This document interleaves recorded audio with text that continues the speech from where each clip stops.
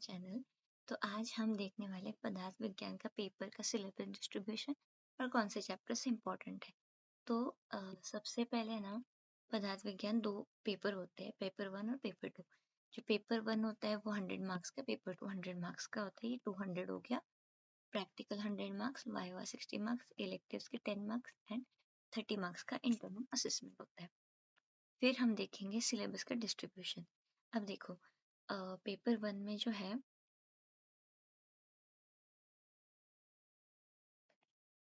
Paper 1 में marks MCQ और ये सब देखेंगे हम। नहीं था। तो सबसे पहले हम देखेंगे सिलेबस का डिस्ट्रीब्यूशन कैसे है, उसके अकॉर्डिंग मार्क्स देखेंगे। अब देखो आयुर्वेद निरूपण जो है वो 25 मार्क्स का है, और पदार्थ दर्शन मतलब जितने भी है ना, सांख्य योग वगैरह वगैरह सब कुछ, तो वो 25 मार्क्स का है सिर्फ। और इसमें से 2 और इसमें से 3 एमसीक्यू जैसे आएंगे, और एसक्यू एक एक आएगा और एक एलक्यू आ सकता है। तो एलक्यू जो है वो इसमें मोस्टली आ नहीं सकता है, इसी में से आएगा। ठीक है। अब ये जो है ना, ये मेरा गेस है, ठीक है, कि कौन से टॉपिक में से कितने मार्क्स का आ सकता है। ठीक है, ये 100% राइट तो नहीं हो सकता है, 90% 99% गारंटी है कि ऐसा ही पेपर आएगा। ठीक है, एक आधा क्वेश्चन जो है वो इससे बाहर आ सकता है, और हर बार आता ही है। मतलब ये नहीं है कि एनसीईआरटी ने जैसा पैटर्न दिया है सेम उसी पैटर्न में वो क्वेश्चंस डाले, ऐसा हो नहीं सकता है हमेशा, थोड़ा सा बाहर का भी आ सकता है। तो सबसे जो ज्यादा इम्पोर्टेंट चैप्टर्स हैं वो ये 3 चैप्टर्स हैं, क्योंकि इसी में से अगर 3 चैप्टर्स कर लेंगे तो 50 मार्क्स तो हमारे ऐसे ही अप्रॉक्स आ जाएंगे। ठीक है। अब मुझे ये लगता है कि अगर आपने सिलेबस स्टार्ट नहीं किया है तो स्टार्ट यहाँ से करो, क्योंकि 50 मार्क्स आपके अगर कवर हो जाते हैं तो आपका टेंशन खत्म हो जाता है एग्जाम का। और दर्शन और जो पदार्थ है सिर्फ इसका 18 मार्क्स है, और इसमें सिलेबस बहुत ज्यादा वास्ट है।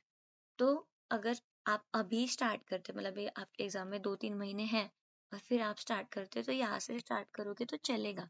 बट एग्जाम के लिए सिर्फ कुछ ही दिन बचे हैं, तो आपको यहाँ से स्टार्ट करना चाहिए, क्योंकि ये कम भी है और इसके वेटेज भी ज्यादा है। अब जो दर्शन है, दर्शन का बहुत वास्ट सिलेबस है और उसके हिसाब से इसके मार्क्स बहुत कम है। और फिर तो सबसे पहले आपको ये करना है, और फिर हम सामान्य विशेष करेंगे, क्योंकि ये 2 ही चैप्टर्स है जिसके 19 मार्क्स हैं। और ये चारों भी कर लेंगे तब भी चलेगा, क्योंकि हमारे अप्रॉक्स 30 मार्क्स यहाँ पर हो जाते हैं, क्योंकि बहुत ही छोटे चैप्टर्स है। इसमें से ज्यादा आपको पढ़ना नहीं पड़ते, बहुत छोटा चैप्टर है, बहुत छोटा। मतलब अगर आप इतना स्टार्टिंग में कर लेते हो ना, तो आपका कम से कम 80 मार्क्स का सिलेबस कवर हो जाता है, तो आपको टेंशन कम होता है। फिर जब आपका ये हो जाएगा, फिर आप पदार्थ और दर्शन कर लेना। और आप शुरू से स्टार्ट कर रहे हो बेसिक से, मतलब अभी 3-4 महीने है, तो आप यहाँ से स्टार्ट करो, और फिर आप जैसे भी आपको अच्छा लगे वैसे स्टार्ट कर सकते हो। बट अब टाइम कम है, तो ये पहले खत्म करना है और फिर ये कंप्लीट करना है। ठीक है। अब देखो इसमें से भी ये 2 ज्यादा इंपॉर्टेंट है, क्योंकि एलएक्यू इसी पे आने वाला है। ओके, अब देखते हैं पेपर 2। पेपर 2 में सबसे ज्यादा जो क्वेश्चन पूछे जाते हैं ये इन दोनों चैप्टर्स में। तो आपको स्टार्ट करना है, कुछ करने का स्टार्टिंग में टाइम कम है, तो पहले ये 2 चैप्टर्स करना है, फिर ये वाला चैप्टर करना है, क्योंकि इन 3 चैप्टर्स का वेटेज जो है वो सबसे ज्यादा है, और फिर बाकी के करने हैं। तो इसमें भी ये इसलिए इम्पोर्टेंट है क्योंकि इस पे से एक एलएक्यू आना चाहिए। ओके, तो आपको पता चल गया होगा कि पदार्थ के कौन से टॉपिक्स ज्यादा इम्पोर्टेंट है और कौन से कम इम्पोर्टेंट है। छोड़ना आपको कुछ भी नहीं है। ठीक है, हर एक टॉपिक को आपको अच्छे से पढ़ना है। बस मैं ये कह रही हूँ कि जो मैंने हाईलाइट किए हैं वो आपको स्टार्टिंग में करने हैं। ठीक है, जिससे क्या हो जाएगा, आपका बहुत ज्यादा मार्क्स का जो है वो कंप्लीट हो जाएगा। ठीक है, अगर आप पहले पासिंग मार्क्स का अच्छे से पढ़ाई कर लेते हो, फिर दिमाग से जो स्ट्रेस है वो कम हो जाता है, फिर आप स्कोरिंग के लिए पढ़ो। ठीक है, पहले आपका मोटिव होना चाहिए अच्छे मार्क्स से पास होना। तो पास होने के लिए ये टॉपिक्स आप फटाफट से कर लेना, और फिर बाकी के करना। और छोड़ना कुछ भी नहीं है, कुछ भी मतलब कुछ भी नहीं है।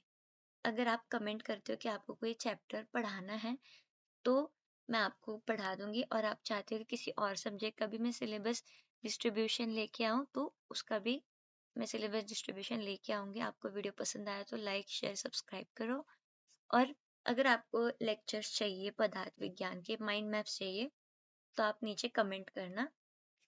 मैं पक्का आपको वीडियोज़ एग्ज़ाम होने से पहले सारा पदार्थ विज्ञान कंप्लीट करा सकती हूँ। बस मुझे आपका सपोर्ट चाहिए।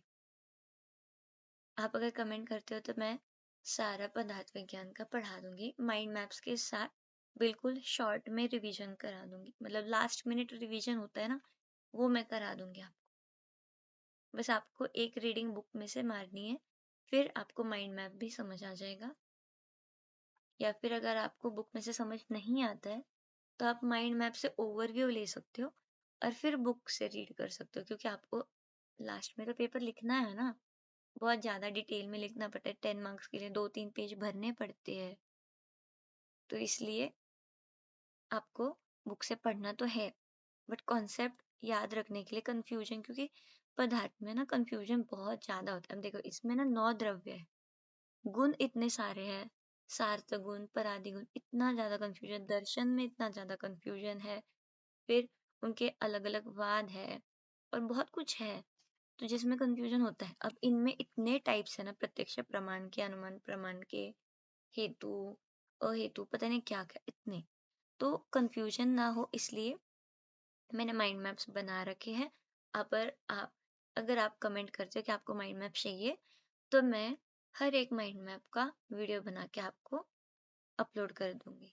सो वीडियो पसंद आया तो like, share, subscribe. Bye bye, take care and all the best for your exams. All the best for your exams.